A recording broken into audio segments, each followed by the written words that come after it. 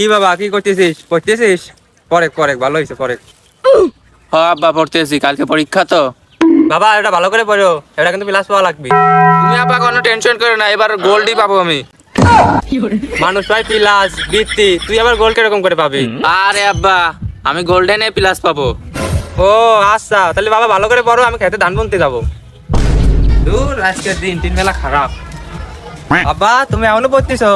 হ আব্বা আমার গোল্ডেনে প্লাস পাওয়াই লাগবে, আমি এখনো খাতি যাইনি। আল্লাহ তুমি তো এটা বিষয়ের মধ্যে 1 নাম্বার হয়ে যাবা। হ আব্বা এবার বিশ্বের ভিতরে 1 নাম্বার হবো, খালি পুলিশই না ধরলে হয়। বাবা পুলিশে দাবড়াবে কেন?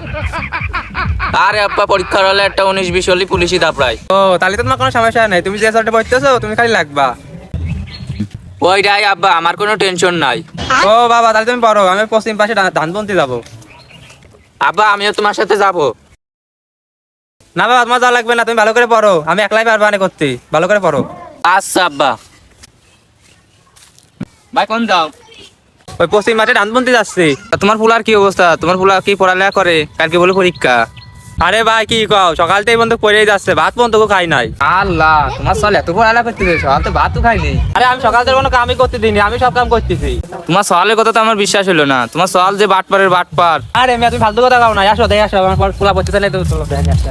চলো চলো চলো।